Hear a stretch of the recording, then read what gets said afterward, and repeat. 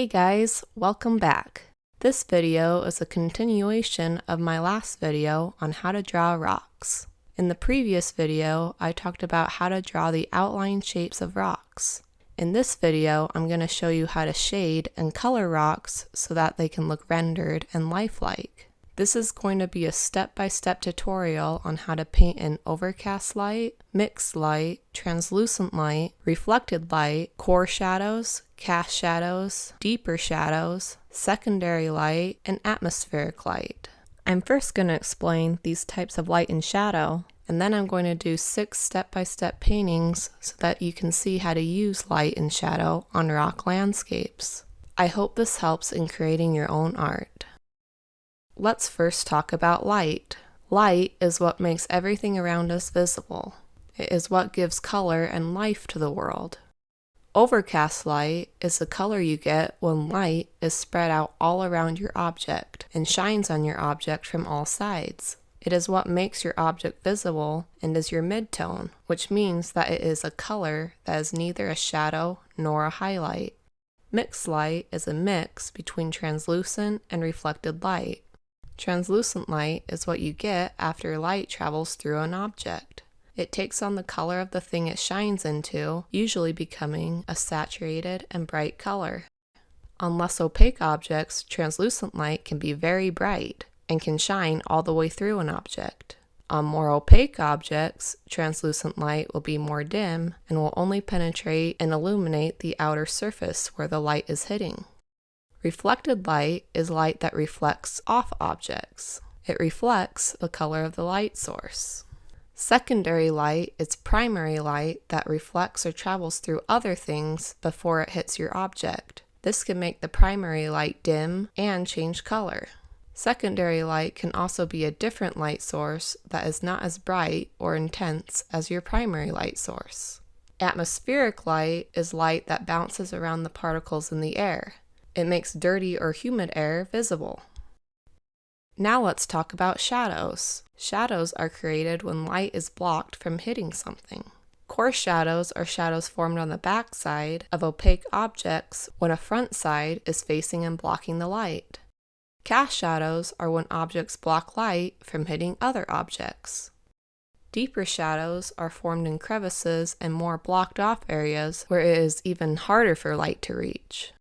Now that you have a basic understanding of what different types of shadows and lights are, let's use light and shadow on a rock landscape.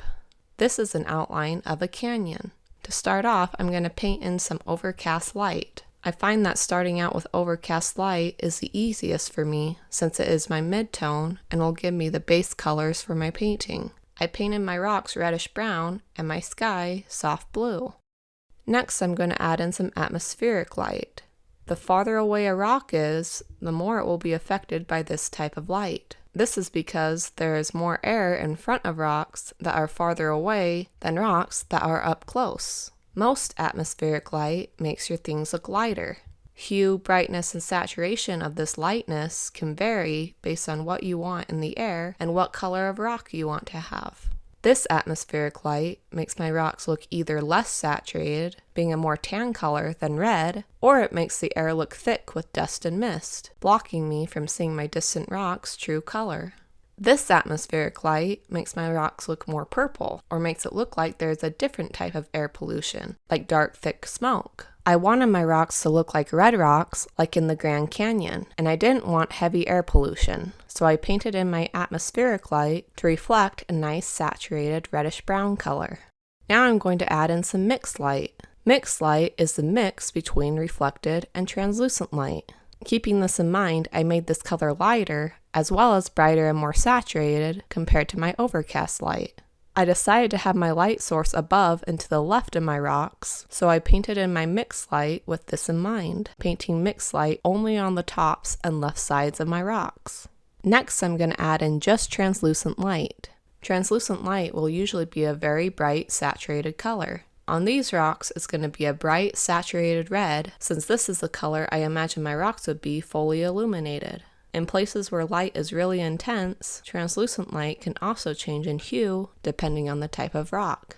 I decided to have my rocks move from red to a more orange color if they really lit up. This adds more color variety to my painting. Next, I'm going to add in just reflected light. Reflected light is the same color as the light source. The light source in this painting is a white sun. This means I'm going to mix in some white where I want reflected light to be. It's going to be soft in some areas and really intense in other areas. Now that all my different types of light are painted, it's time to paint shadow. My core and cast shadows are already taking shape simply by me not painting translucent and reflected light in certain areas. Now I just need to add black to different parts of those areas to make it more intense. To add deeper shadows, I think of places that are even further blocked from light and then add even more black. Now that my shadows are done, it is time to add secondary light. Secondary light is usually only seen in shadowed areas. This is because primary light will usually overwhelm secondary light to the point where you can't see it. The secondary light I'm adding to these rocks is very subtle, being a very soft blue color. This secondary light comes from the sky. Skies and clouds take light from the sun and then reflect only certain colors from it down to the viewer on the landscape. In this picture, my sky is blue, which means that it is reflecting down blue light. This means that the secondary light on my rocks should have a blue tint to it. The sky can also reflect light down to particles in the air. This means that the atmospheric light in my painting can also have a blue tint. Now that I have all my types of light and shadow on my rocks, I can either leave my picture like this, or I can erase and blend in my black outlines to make my landscape more realistic. Let's do another painting. Like the picture before, I'm first going to paint in my overcast light. Next, I'm going to paint in my light source, and then add some atmospheric light in the sky. I'm going to paint even more atmospheric light so that the sun is completely covered with red light. This makes it look like there is a heavy dust or smoke cloud in front of the sun. Since the light is so diluted and red in this picture, I'm not going to see a big difference between translucent and reflected light. Reflected light from a red light source will simply be red, and translucent light will also be red since red light is the light that is traveling into the rocks, and it's really hard to change light that already has such a bright saturated color. Red light also isn't very bright, so the light isn't going to penetrate deep into the rocks in the first place. In opaque objects, this makes translucent light almost non-existent. After adding translucent and reflected light, I'll then add shadows to the areas that have no translucent or reflected light. Next comes secondary light. Secondary light is usually the overcast color of the sky. My sky overcast color right now is very similar to my rock color when it mixes with red light. This will make my secondary light very boring against my rocks, since my rocks already have this color. Because of this, I decided to change my sky overcast color to a bright dark blue.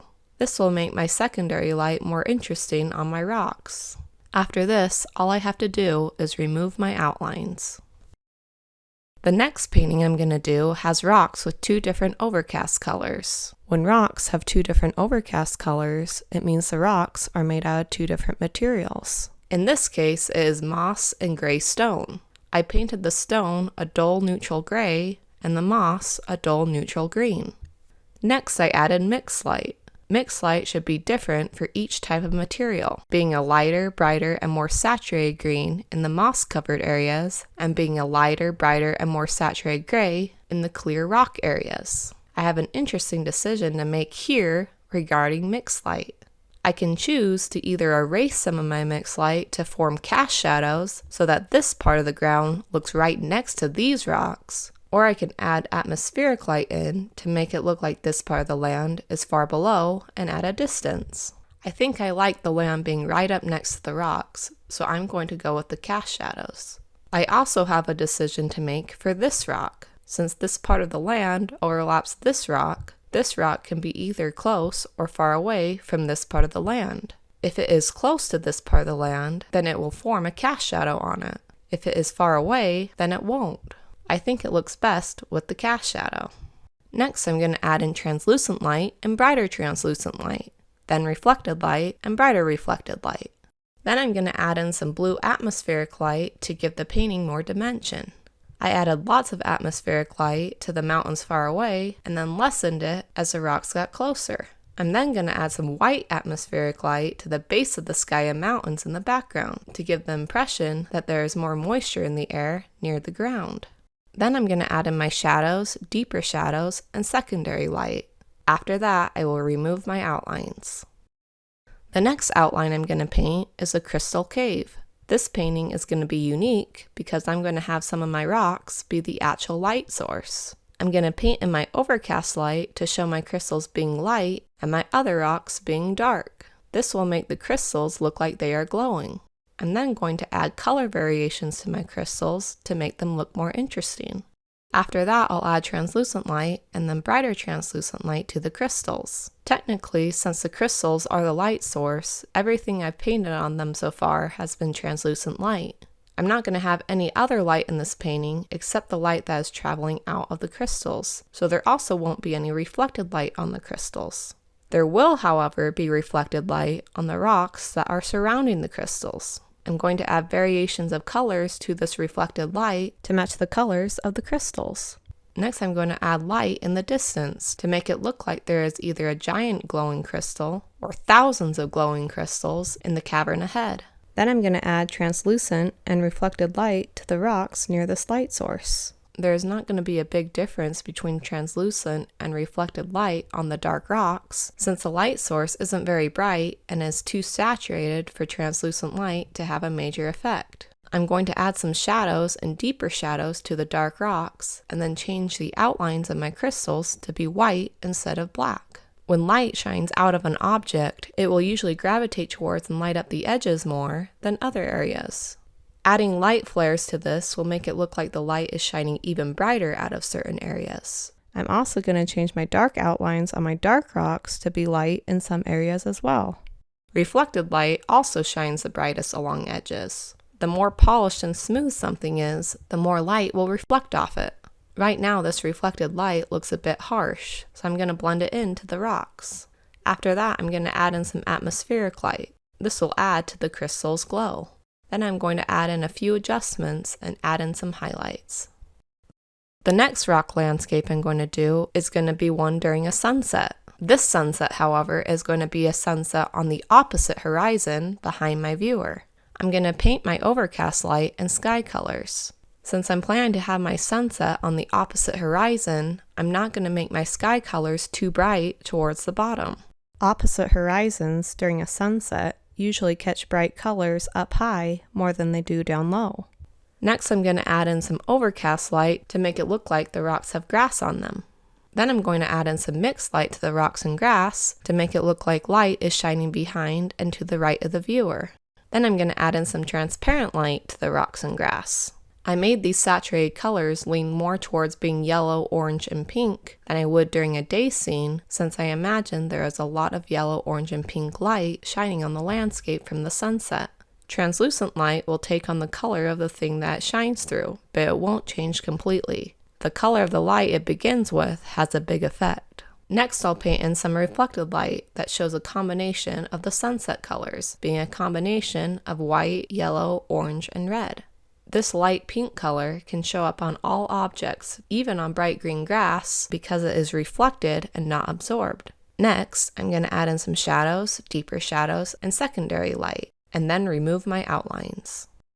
The last rock landscape I'm going to paint is going to be with a sunset that is visible to the viewer.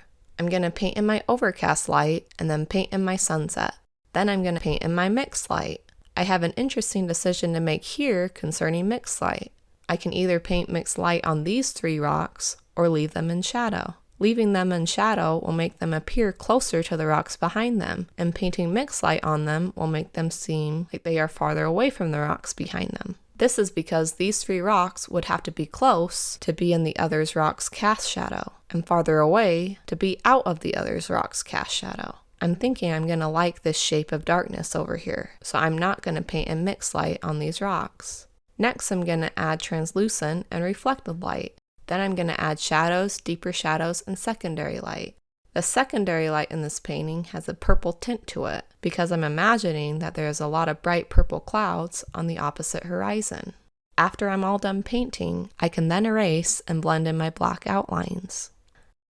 I hope this video helped you understand how to make rock drawings more lifelike. Please comment below if you have any questions, and subscribe and click the bell icon if you want to be notified when I post new tutorials.